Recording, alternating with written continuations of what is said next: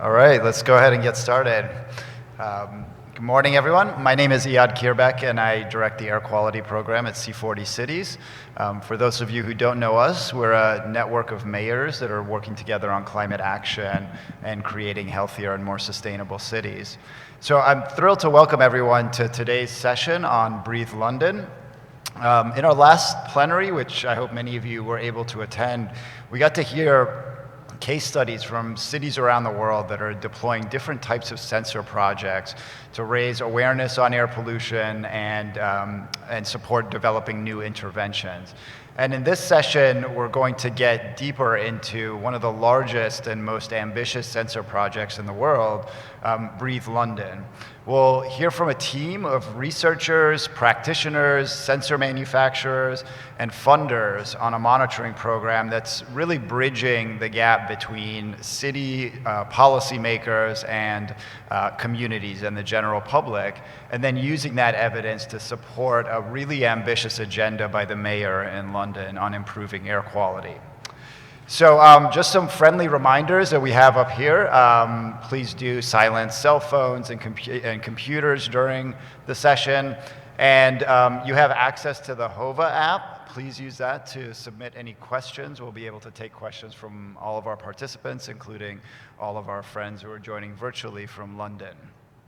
So just to quickly introduce our speakers, you'll hear from first Sarah Jane Millar, Senior Policy and Program Officer for Air Quality at the Greater London Authority. We'll hear from Dr. Ben Barat, Deputy Director of the Environmental Research Group at Imperial College London. We'll hear from Anya Schneider, Project Associate on the Environment Team from Bloomberg Philanthropies, and Andrew Grieve from Imperial College London. And of course, last but not least, joining me here in person, Dr. Mei-Ling Gao, Chief Operating Officer at Clarity Movement. So with that, I want to turn over to Sarah Jane Millar first. Can we pull up your slides?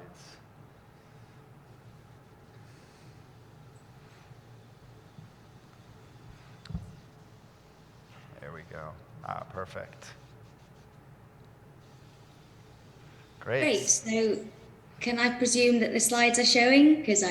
They are sharing. Yeah? Yep, we can see them. Excellent.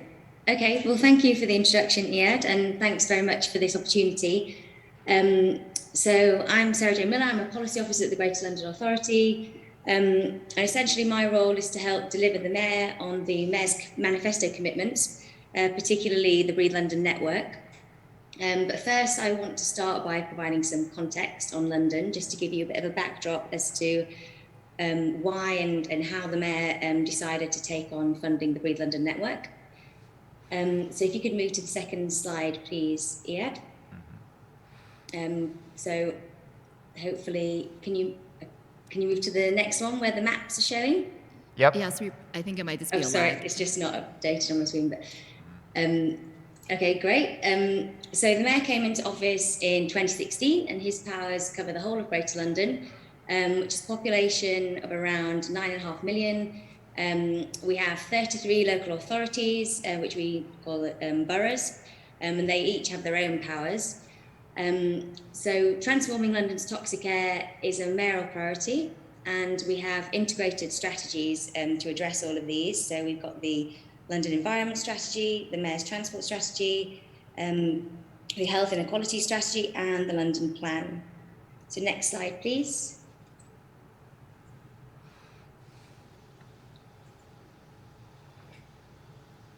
So hopefully that's moved on from the maps.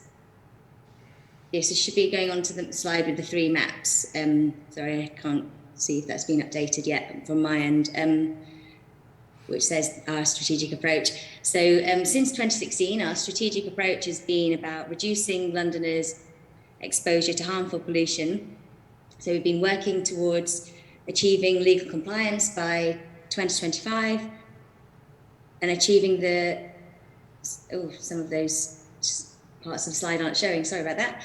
So working towards achieving legal compliance by 2025 and achieving the revised World Health Organization guidelines by 2030. So you can see that air pollution has drastically improved since 2016. And the ultra-low emission zone has played a key role in this. Last year we expanded the ULEZ to London's ring roads, and the zone is now 18 times the size of the central London zone, and it covers around 3.8 million people. So just moving on to the next slide.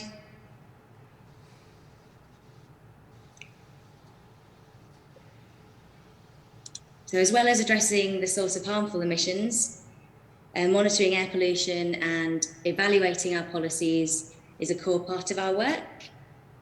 And monitoring air pollution by a large network of regulatory monitors and using research data has really helped win the public debate.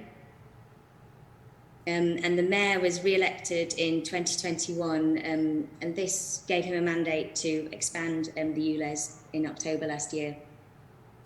So these are just some of the policies and programs that we're working on. So I mentioned the ULEZ, cleaning up the bus fleet. We now have about 9,000 ULEZ compliant buses, investing in walking and cycling, and also electric vehicle charging infrastructure.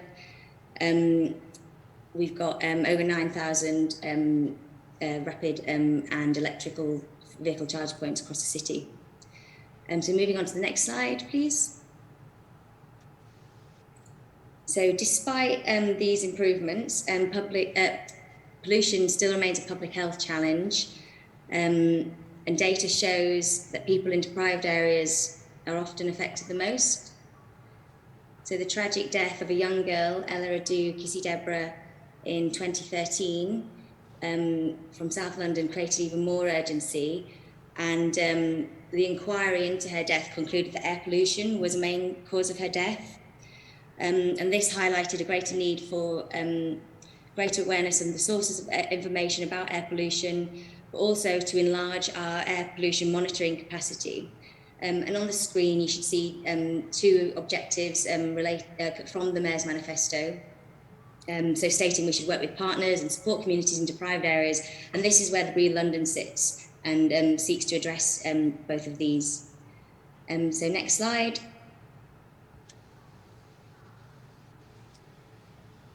So how did London come to host the large community sensing network? In 2018, London launched the Breathe London pilot, and this was led by a consortium of delivery partners, convened by C40 and funded mostly by philanthropic funding. The pilot sought to trial 3 types of sensor technology. So static monitors in 100 locations. We also trialed some mobile monitors. So these worked via Google Street View cars, and a wearable study where young people wore backpacks with small sensors on their backs and monitored pollution on the way to school. And just some of the impacts very quickly from the pilot. So when the ULEZ came into force in the central zone, some of the sensors picked up changing air pollution in NO2 within the zone. We also found that a Breathe London sensor picked up a spike in air pollution, which was at the end of a road, which we found to be near a bus garage. And as a result of that, we created anti-idling campaigns and to the wider bus network. And also this helped build evidence as to why we need to clean up the bus fleet. And as part of a school streets program, so road closures around 18 primary schools, we also detected a drop in NO2 around the schools. So next slide, please.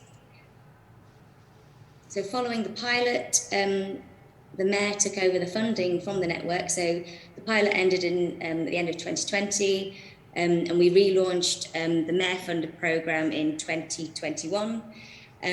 But Bloomberg Philanthropies also joined us, and Bloomberg is providing almost a similar amount of funding to the network. And it's delivered by the Environmental Research Group, which you're going to hear from soon. So Imperial are going to talk to you in much more detail about the network. I'm just going to give you a very quick overview as to why we got involved and why we wanted to do it. So first and foremost, this was about enhancing London's monitoring capacity. So London has a comprehensive network of monitors, but we wanted to go beyond this and have a more, an even more comprehensive overview with like really hyper-local data points. But it was also about putting monitoring in the hands of Londoners. So for the first time now, Londoners can choose where they want to monitor air pollution, and they can do this by buying into the network and choosing their site. Or for people or groups that can't afford it, we have the community programme where there's an opportunity to acquire free sensors. So next slide, please. But as well as those objectives, it's also been about democratising air pollution data. We now have almost 300 sensors that are live, and some are funded, but many others are buying into the network, and this extends to boroughs. We've got small businesses, developers, lots of different organisations. But in order to democratise air quality data, it was also about giving the opportunity to get nodes for free, essentially. And the community programme offers 60 nodes to vulnerable communities. So in places where people have poor air quality or in areas of high deprivation. So next slide, please.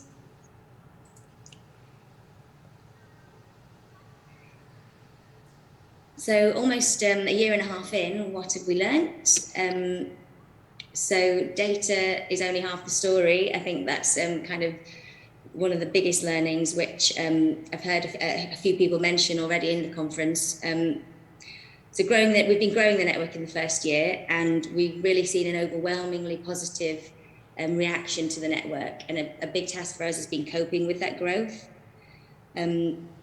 So you can't kind of underestimate the power of and the appetite for data, and people really want data, and if properly presented, it can be an incredibly powerful tool to drive action. We've tried to focus on locations where people spend time.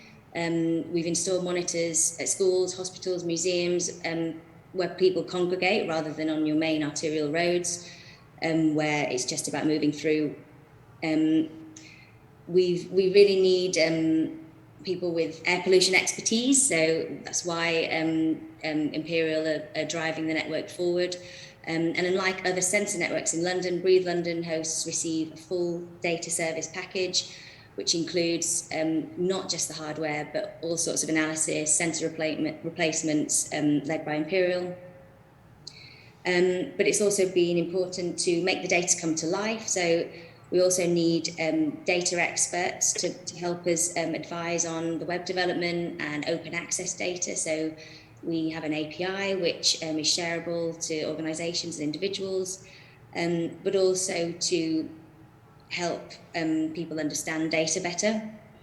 So we've needed to provide support, and it goes without saying we've needed to involve the community. So this is it's about bringing those different people along the journey with us.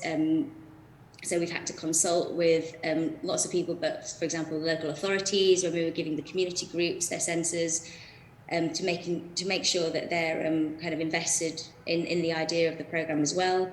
But it's also been about making sure sensors are affordable, or that some are available for free. And part of this, we felt that the amount of work required to engage and like build relationships with these different actors, it's also an option to consider a dedicated engagement lead who can help kind of build those relationships, possibly lead on training sessions. This is in addition to kind of the service that we're currently offering. And finally, just resource planning. So being able to work flexibly and adapt to that growth is something that you can't always plan, but it's good to bear in mind as you think about kind of growing the network. Next slide, please. So it's a bit of a delay on my side, but this slide is just showing an example of a campaign group in North London, and they've got a Breathe London sensor at one of the North London schools, and they've had a number of achievements because of the Breathe London data. So things like they've increased their awareness amongst the community, talking about things like playground pollution. They've galvanised support from their local residents, they've campaigned and then implemented green infrastructure, and they've also lobbied their local council to apply the stricter mean pollution limit to the playground. And then finally, the next slide, which is just about, so what next? So obviously we're continuing to build the network and engage with potential users. So all sorts of different people can get involved, but we're looking at healthcare professionals, and we want to engage with campaign groups and help them use Breathe London as a tool. We're developing support with training and data interpretation. We're also doing a research evaluation, so with the users, so we can understand their goals and whether they've been met from Breathe London.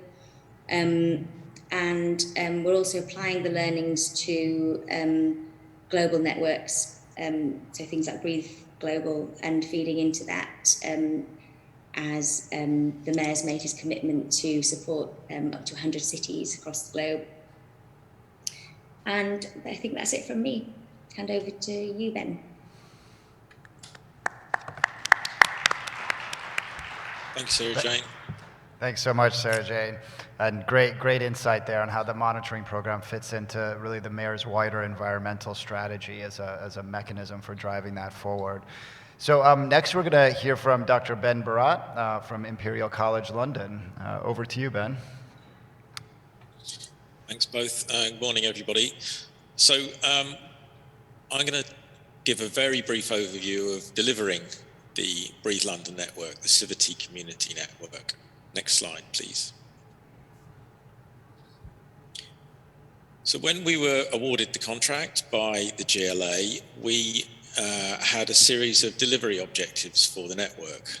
And these, I think, come to the point of what I'm going to be presenting for the next 5 or 10 minutes. We wanted to create a network that empowers communities to monitor in their own neighbourhood. This sounds fairly straightforward and trivial, but it's absolutely not the way that's been done in London up to date.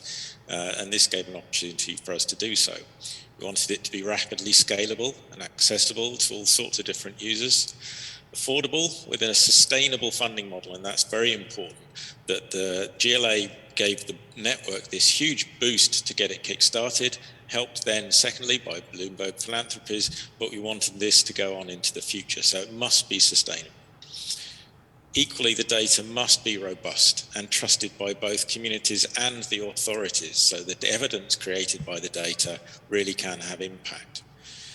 Integration, Sarah Jane's already mentioned, London has a very big, powerful regulatory monitoring network. So it makes a lot of sense to use that facility to integrate the sensor network with the regulatory monitoring network in a meaningful way. And equally, the data must be meaningful, contextualized, spatially and temporally consistent, so we can be sure as this network continues into the future, we can look at trends in a robust kind of way. And of course, it's not data for data's sake. We really want these data to be engaging and impactful in their interpretation, and for everyone to have open access to it. Next slide, please. So this was a challenge, and the scale at which, the speed at which we had to scale up was really significant, presenting a number of logistical issues. So first of all, a network of this size needs to have a specific aim and context. We weren't just taking in nodes and sensors from all over the place. There needed to be some oversight and overview of what the aims of the network were, where the nodes were placed, and what their purposes were. They were placed out in the public space, so it was important that whoever is hosting it, be it a neighbourhood group or a private resident or business or an authority, there had to be agreement. Who has liability? What is the insurance for that instrumentation? Sensor supply chain was much more of a challenge than we were expecting due to COVID restrictions, but also shipping from overseas was an issue, as May will come to later. Siting installation at scale is a challenge. It's not too bad to put up 10, maybe even 20 nodes, but when you're putting up hundreds of nodes in a short period of time with all of those restrictions, this is something that had to be very carefully planned. And equally, a large network creates a huge amount of data. and these data was going live almost, not quite, but almost from day one. So we had to have very hands-on support from air quality professionals, augmented by the sensor professionals that we had support from Clarity. Next slide, please. And this is the kind of expansion we experienced in the first 12 months. So from April last year, we had the first 22 pilot sites that went out and live across London. 12 months later, we'd scale up to 294, and Andrew may even say that's hit 300 now. So very close to 300 nodes of consistent, contextualized, comparable nodes run as a network and fully integrated with the regulatory network with open data sources. And I think that's a pretty impressive feat to manage in that short time period. Next slide, please. I mentioned the synergy with the regulatory monitoring network, which is called the London Air Quality Network. And this is something that Imperial, or the Environmental Research Group, has been running since its inception about 25 years ago. By running both of these networks, we were able to integrate the data systems, the secure server systems, and the websites to some extent. But it's more than that. It's also integration in terms of calibration and dissemination. So on the left here, you've got the London Air Quality Network as it currently stands. And on the right is the Breathe London network. Highlighted in yellow are those network nodes which are co-located. So this is a reference site co-located with a sensor site. And this is a permanent co-location. So not one or two, but I think it's 18 or up to 20 co-located, permanently co-located nodes. And this is tremendously important for the QA/QC process. Next slide, please. So that co-location starts off fairly standard. I'm sure you've heard about similar processes across ASICs this week. There are in batches co-located nodes and reference monitor for a 2-week period. This is allow us actually to precision scale the nodes to ensure that when they go out and form the network, they are all reading exactly the same thing. So that calibration with the reference site is actually produced the precision scaling, not the accuracy scaling. The accuracy scaling is done by that subnetwork of 18 co-located nodes. And each day there is a regression process between the co-located nodes and the reference monitor to produce scaling factors incorporating humidity, ozone, nitrogen dioxide, PM 2.5. So we have a dynamic scaling method which is able to cope with changing in atmospheric conditions, changes in the physical composition of PM, and other confounders such as ozone. And this is the best way by far we found of ensuring that the nodes are performing in a cohesive way across the network, across all seasons. Next slide, please. So finally, the focus, as we've said many times, because it's so tremendously important of the Breathe London network, is the community. So we have to ensure that that knowledge transfer is appropriate and effective. We have been doing this for 28 years within London, and we have lots and lots of resources already available. So it's a matter of integrating with those resources. We're creating user stories. So this is an example of how a community has used their node and the impact it's had, such as the one that Sarah Jane presented earlier. We're assessing continuously those standards and presenting those standards, whether they be UK, EU, or global standards, WHO standards on air quality, and monitoring how performance of each of the nodes changes over time. And this is something that communities are extremely interested in because they recognize it directly impacts their health. This, of course, is not just relevant to communities, but also the local authorities who are given responsibility for managing that air quality, businesses in that patch, developers putting up new building sites or new initiatives, all have invested into the network. So it really is a very broad community of interested parties. And of course, there's the extremely powerful community program, which I'm now going to pass over to Anya to introduce. Thank you. Thank you, Ben. Hi, everyone. Good morning.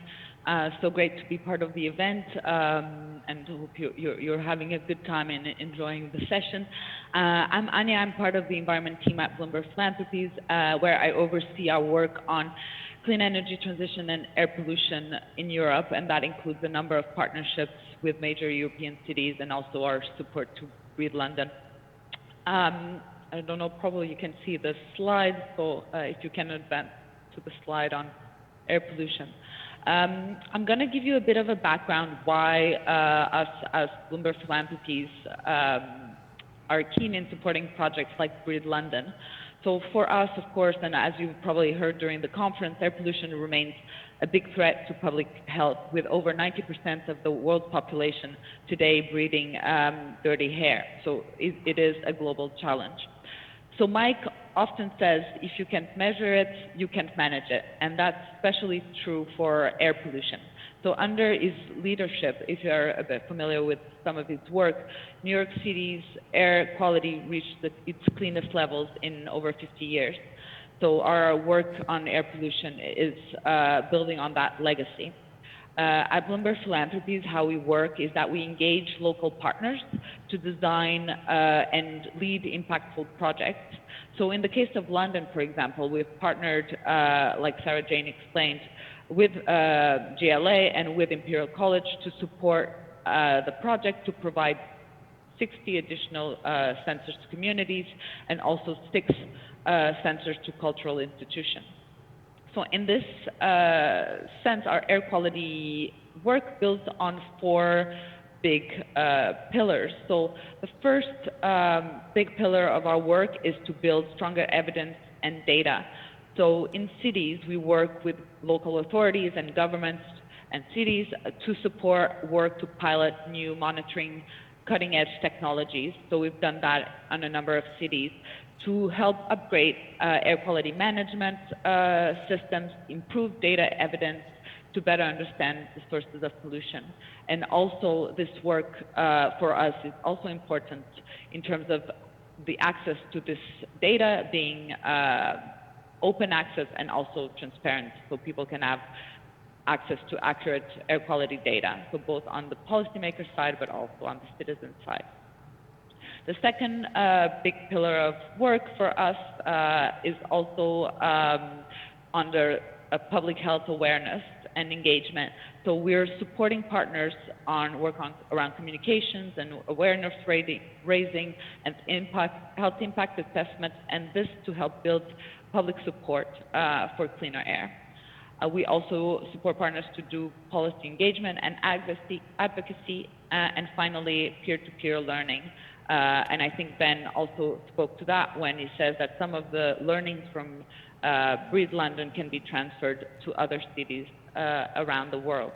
So in the context of Breathe London, our support focuses on 3 areas. So of course this will look to maximize the impact, the reach, and the scalability of the Breathe London network. So by the provision of sensors to vulnerable communities, but we're also supporting outreach activities to document the impact of this network on this community and how they will be using it. And the third element that we're supporting as well is this knowledge transfer activities to accelerate the deployment of air quality sensors network across the world, so using those learnings from Breathe London. If you can just put the next slide on. So I'll give you a bit of a kind of background overview in terms of our work in Europe on, sorry, I'm trying to see my slide. Yeah, on some of the projects that we lead. So we have, in addition to the projects in London, partnered with Mayor Anne Hidalgo in Paris to install 150 air quality sensors in schools to help us understand children's exposure to air pollution. And this data was collected and used by the Air Paris, which is the city's air quality regulator, to better understand the schools that were most impacted by traffic pollution. In Brussels, this was a different kind of project, with mostly on citizen engagement, and that was using these small diffusion tubes. And in Milan, we're getting ready also to install a network of sensors in schools and priority locations, so in locations that are heavily affected by traffic pollution. So we'll be installing that in the fall. And if you can change the slide.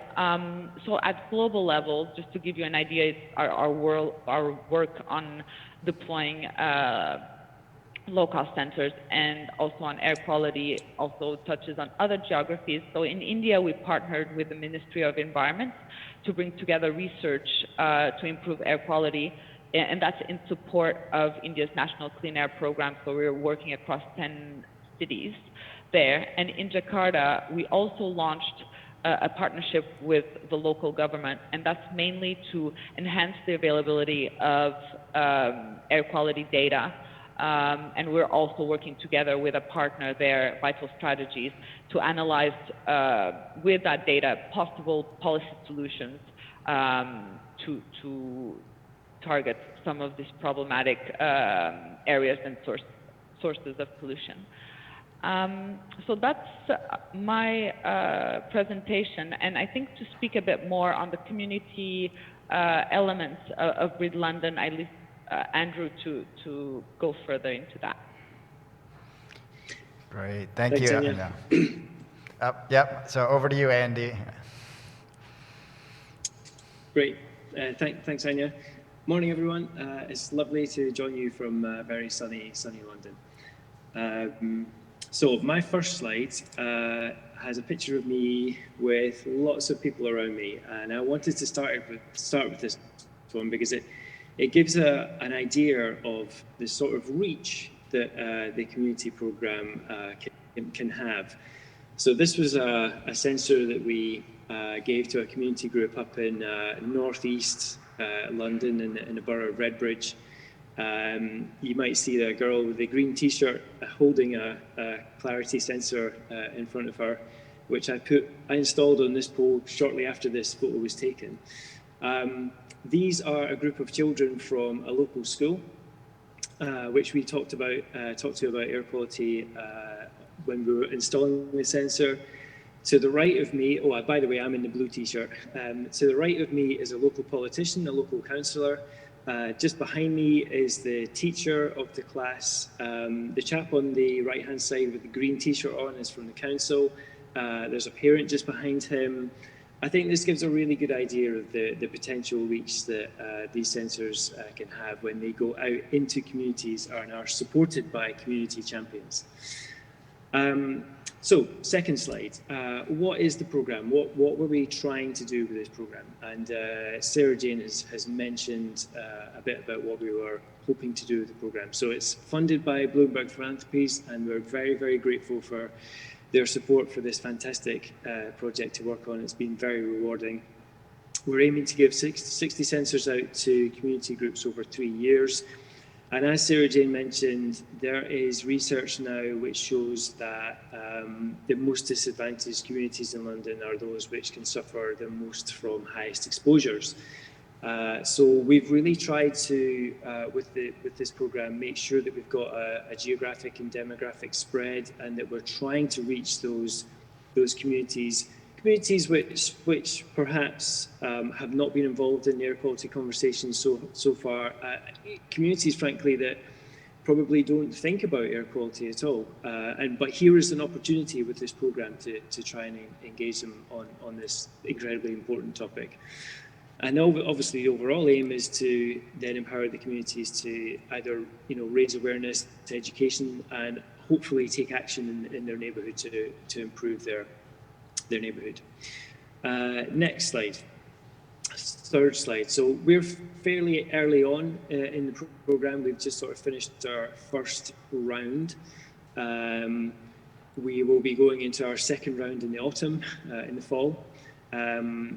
So how did we go about the first round? Well, we did a fairly broadly targeted social advertising campaign in London, but we were very conscious that we were not going to reach everyone that we needed to reach just with online advertising.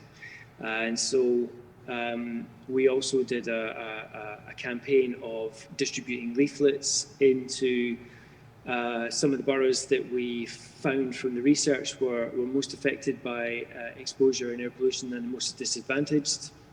So we went around putting leaflets into libraries, community centres, health centres, supermarkets, coffee shops, really to get the message about the programme out as widely as we could, to try to reach some of the groups which we just never otherwise see the opportunity online.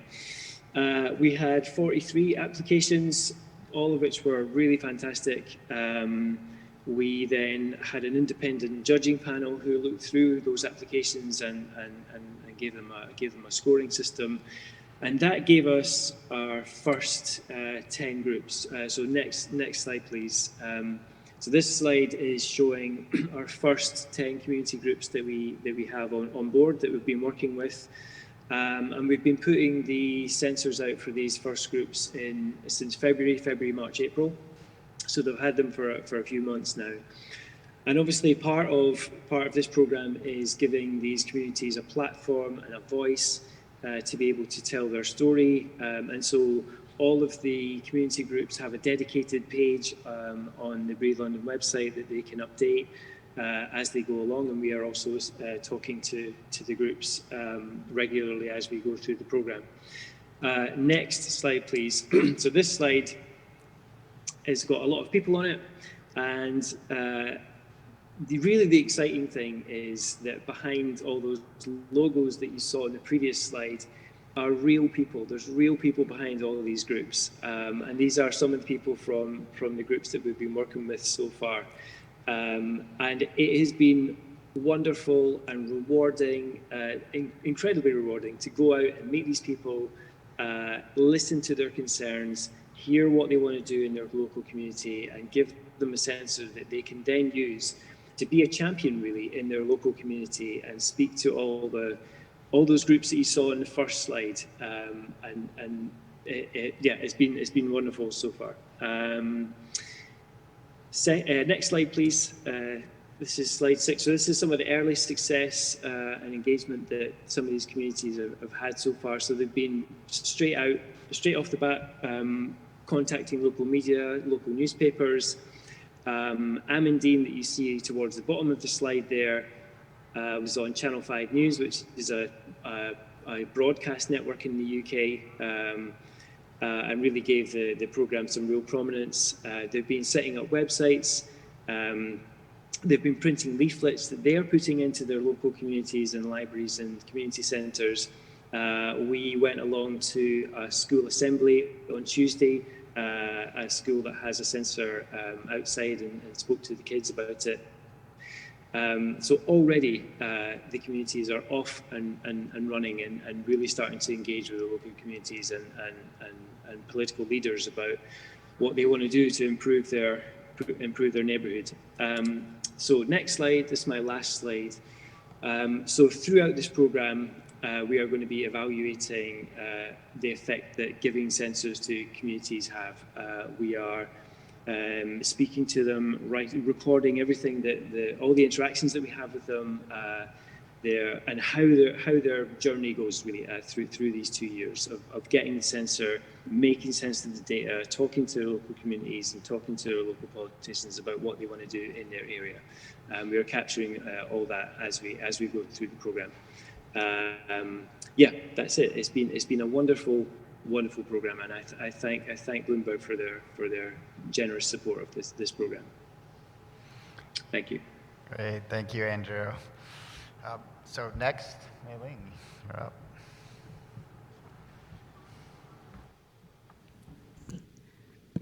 Good morning, everyone. Let's see next. My name is Mei-Ling Gao. I'm the Chief Operating Officer at A Clarity Movement. Honestly, it has been a pleasure working with the GLA, Imperial College, and Bloomberg Philanthropies to get this network up and running over the last year or so. I think it's also a great time to take a step back and think about, what are the lessons learned and how can we take some of the lessons and translate to other networks around the world, and what has made this program successful. Just wait for the slides. Awesome. So at Clarity, we've, in the last few years, have quite a bit of experience supporting various networks around the world, and these networks, are at different scales, different number of devices, and different use cases. But one thing we know is that air sensors do not make a network. You really need a few pieces to make sure that we're working towards effective air quality management. That includes data analysis and policy insights, community engagement, and government engagement. So we're really trying to move from data from the sensors towards knowledge and use that knowledge to drive decision making to actually manage air quality. And it's really important to note that for each of these pieces and roles, we need stakeholders to take ownership of them, because it's really rare for one organization to be actually do all of these roles very well. And we have that for the Breathe London network. And obviously, in reality, and we're all taking ownership of these different pieces. In reality, obviously, the framework is a little more complicated. In addition to having air quality data flowing from the sensors, moving through the different partners, there's also feedback from the different partners as we learn from how to manage and run a network like this. There's feedback for product improvement, network improvement, things like siting locations. How do we actually make tweaks to the hardware so the Imperial team, they can actually go out and make it easier for them to deploy hundreds of these sensors without pulling their hair out. It's also, getting feedback from the Imperial team. How do we make our dashboard easier for them to use and actually manage the data from hundreds of sensors across the city? So I think I want to propose that, there are a few reasons why this has been successful, and I think some of these have been definitely highlighted by the earlier panelists and also in the earlier plenary session this morning. I think first thing is you really need to have the right team in place, the skill sets, the things, taking ownership of these pieces I mentioned, whether it's community engagement, funding, providing the sensors, QA, QC calibration. And the second piece I think is really important is having the support of a local agency or the government.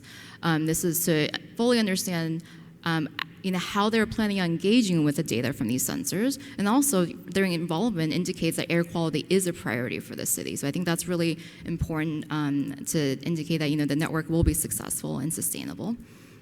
Third piece is, sometimes we often forget, is funding for program support, not just the technology, and not just the sensors and the solution. It takes a lot of resources to go out and deploy a large network, to maintain that network, to analyze the data from that network, and also, communicate the results of that network to a broader audience. So it's important to have that funding planned out at the start of a network like this versus, building it piecemeal throughout time. And the fourth, it's important to work with a technology that is able to scale with the needs of the city, either both on the hardware side, make it easier to deploy, and also the data side, something that's sustainable and scalable with the network. And the fifth piece, I think it's really important to make the data accessible and open to the public. And accessible doesn't just mean available, let's say, on some repository or API access. It needs to be communicated effectively and also digestible to all the stakeholders, including those that are often non-technical backgrounds. And finally, I think it's also really important that we have a mechanism for communities to get involved and support, and also have ownership in the network, because public support for these networks also can drive political and government support for these networks in the future. So all these pieces are super important to make sure that these networks are sustainable, and we're working towards effective air quality management. And obviously with this team, we're super excited to see to improve on Breathe London, see the lessons we'll be learning, and how to take some of those lessons and translate these lessons and this framework to other networks around the world. Thank you very much.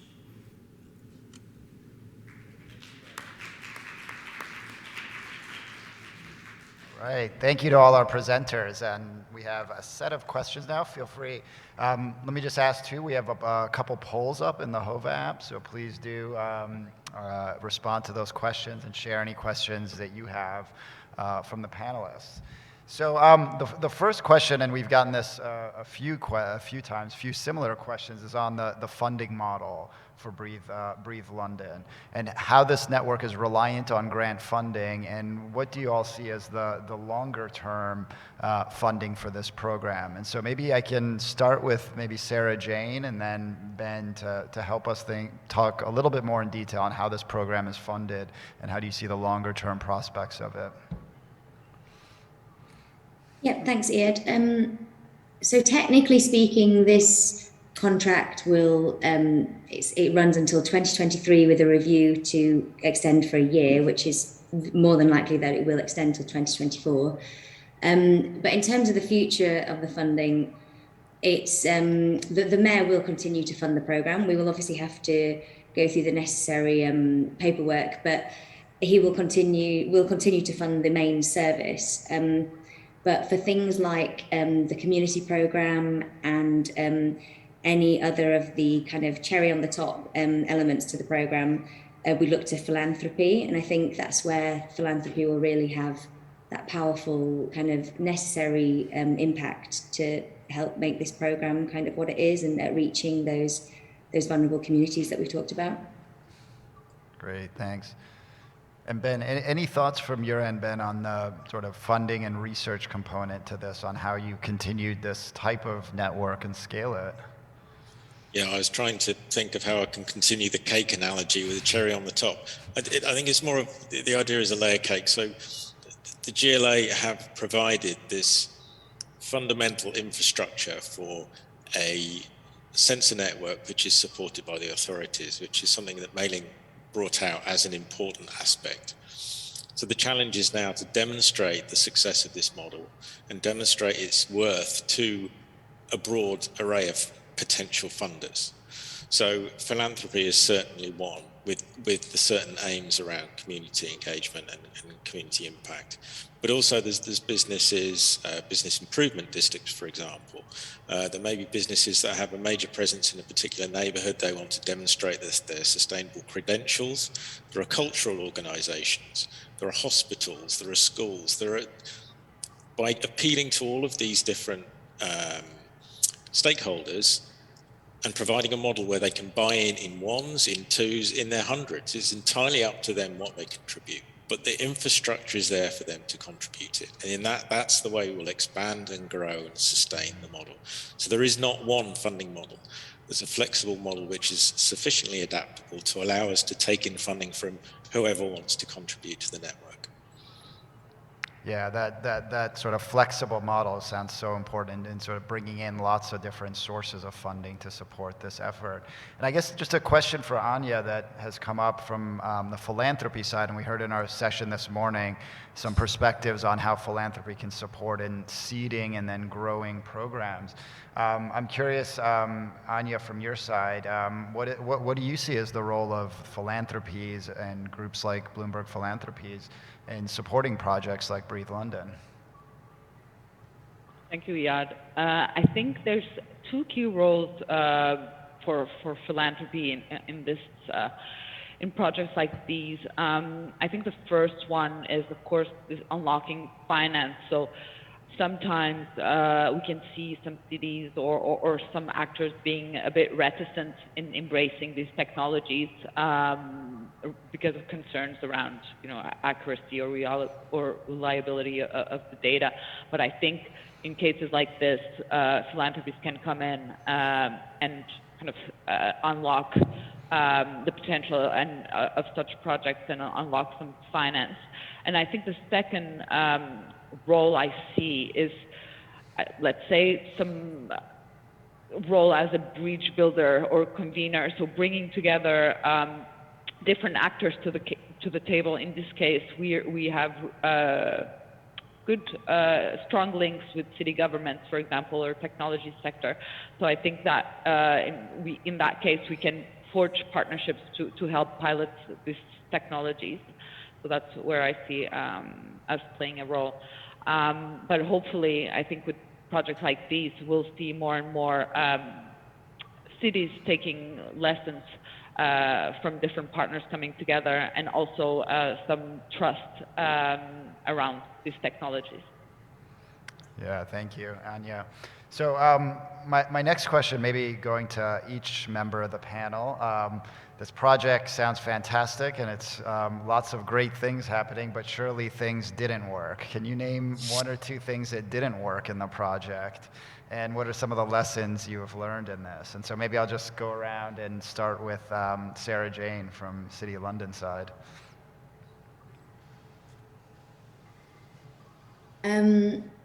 Well, I don't think we can say there's something that didn't work, but there have been areas that we've had to unpick and kind of work through.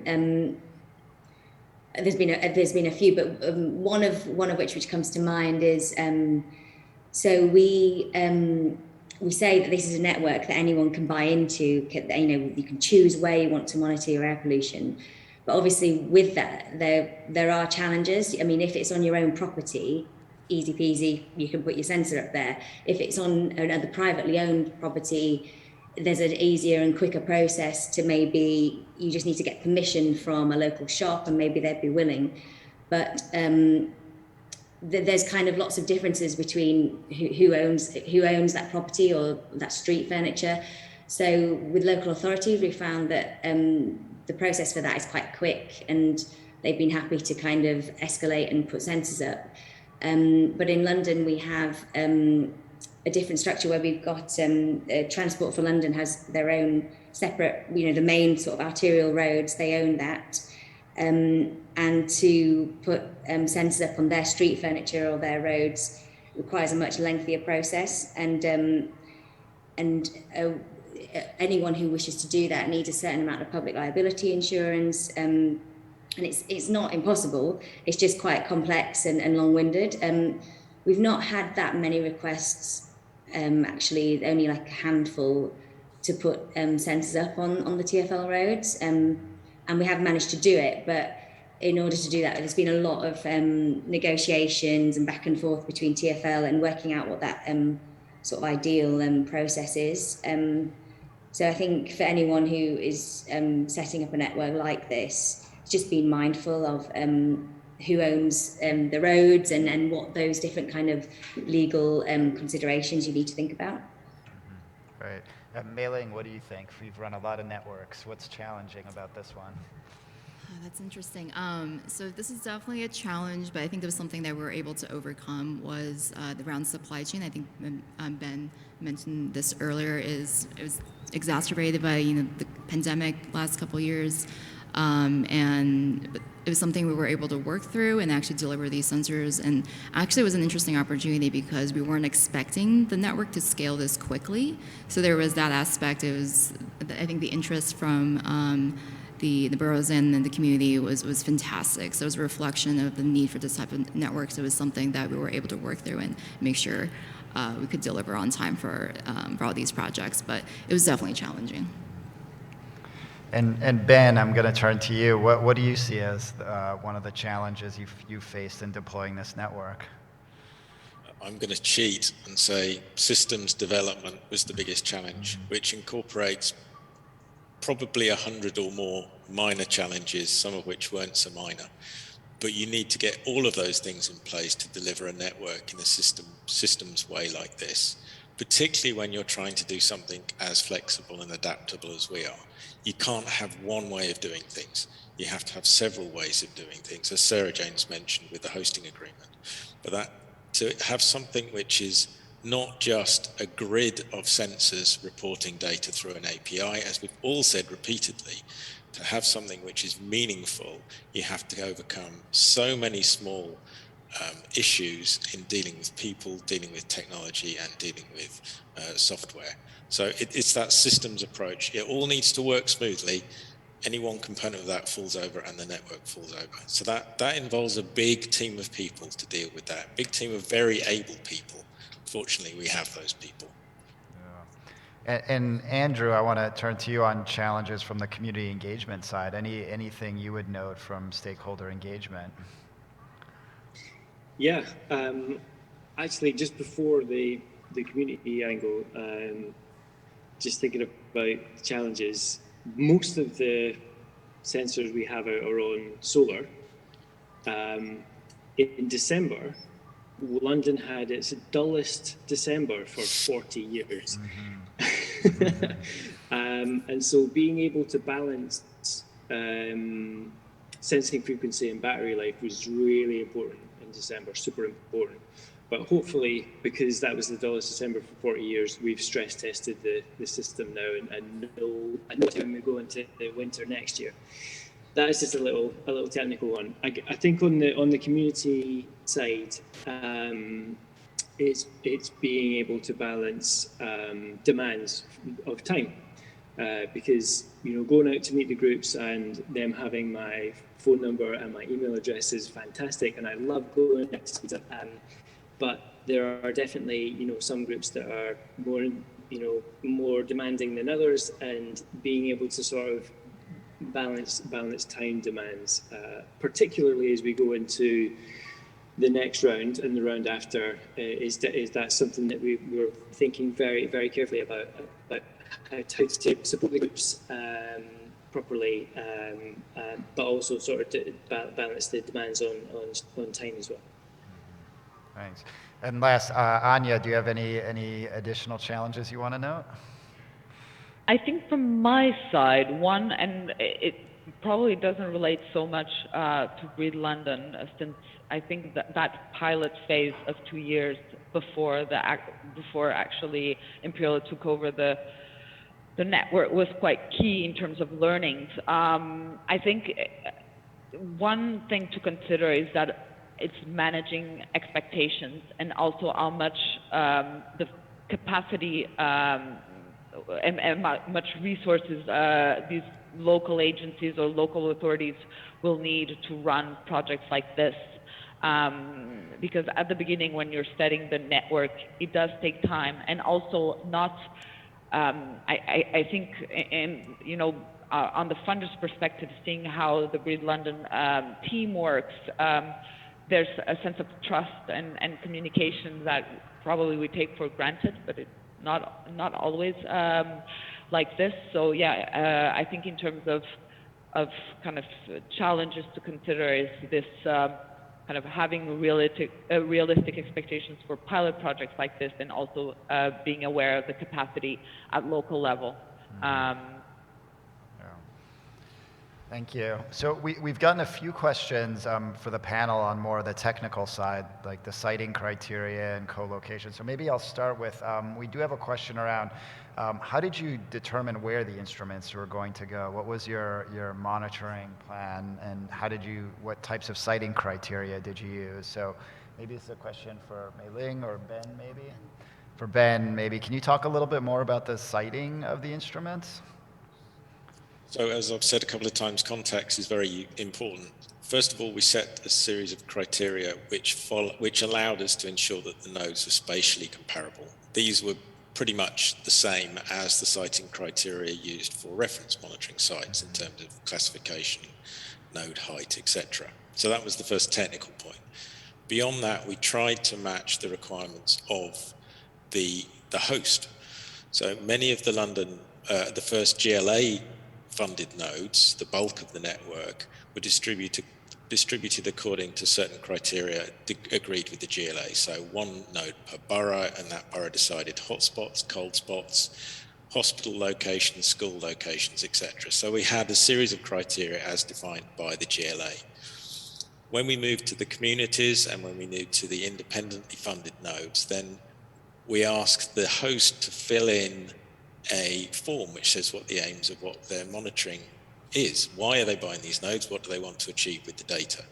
And then we tried to fit in the siting with them in partnership with them. With the communities, we recognized they didn't necessarily have that knowledge. It's a much longer process to discuss with them, help them understand the process and come to an agreement with them. So in some cases, it was relatively quick, filling in a quick form, classifying it. In other cases, it was quite a lengthy process. And maybe while I have you, Ben, we have a question around, so compared to running a regulatory monitoring network, what is the resource intensity of running a high-density sensor network like this? Is a project like this more intensive, less intensive? What are your thoughts on the difference between the two? So I've been running air quality networks for nearly 30 years now, and for many years it was very much an engineering technical role, and the Breed London network is a people role. You're integrating with people, and that is, as Andrew said, very time consuming. In terms of the technical side of things, reference monitors deal with certainty, and defined uncertainties, and there are very strict procedures for running those regulatory monitors, which is why they're classified as regulatory monitors. With sensor networks, we're still developing those procedures, we're still adapting and improving them. So it takes time to develop these things rather than just follow existing procedures. That's quite involved. Once they're happy and once they're running, they do need looking after, but not in the same way that regulatory monitors do. They are more autonomous in many ways. But I absolutely don't want to suggest that you can assemble a network of 300 nodes and then happily leave them alone. That they need daily care, daily attention. So don't assume that they're an easy option. They are easier. Sticking up a node, you can do several nodes in a day if you know exactly how you're going to put them up and where, whereas a reference site can take many months to establish. So yes, they're easier, yes, they're cheaper, but they're not a free lunch. Right. And maybe just to turn to a bit of a policy question for Sarah Jane, we had a question come in. Obviously, the mayor has put in place the congestion charge, a toxicity charge, a low emission zone. What are you guys seeing in terms of improvement of air quality in London associated with those measures? And is this network being used now to evaluate those measures?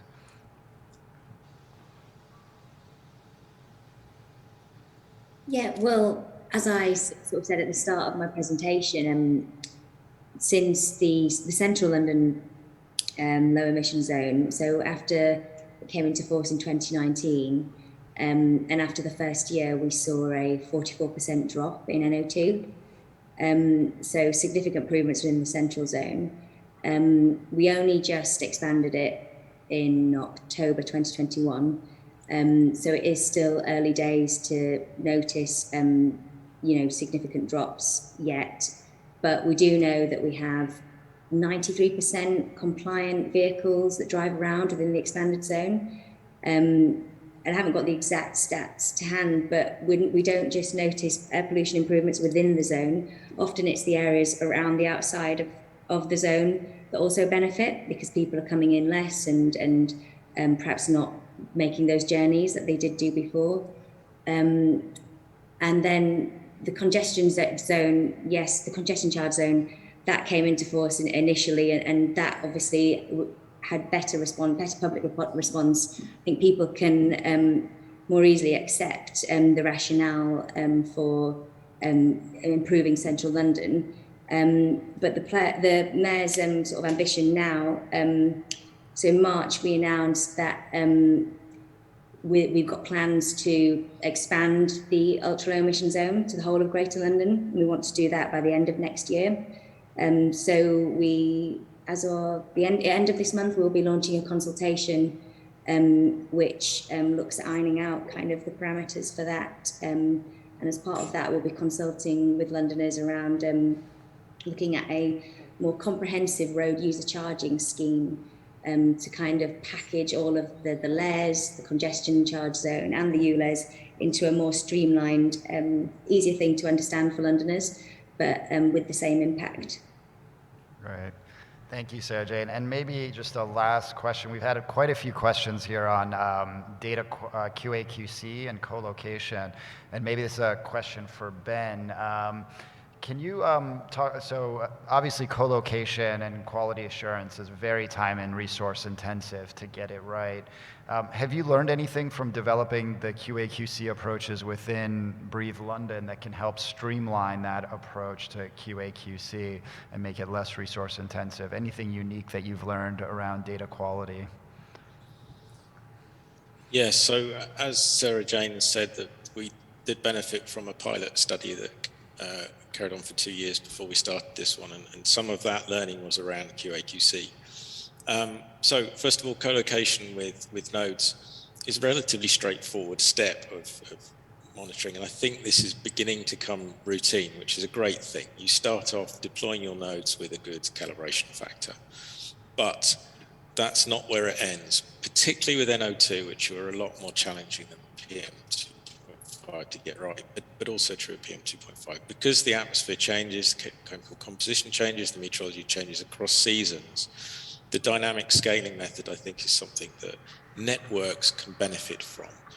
not so effective when you're running just a small network of 5 or maybe 10 nodes, but when you're in an urban scale, a city scale network, then multiple co-locations allow you to develop a dynamic system.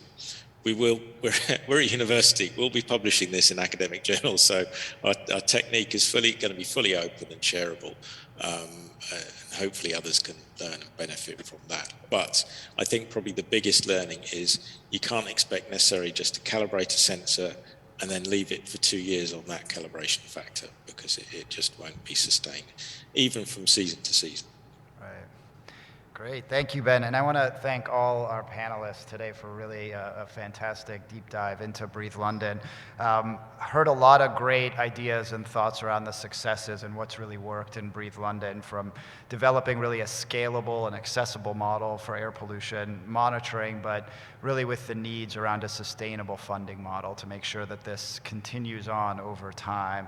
And just that having it being integrated into the city's environment strategy, how important that's been in advancing local air quality action in London, and a well-developed stakeholder and community engagement plan, which I thought was a fantastic insight into how really communities are being engaged into that effort.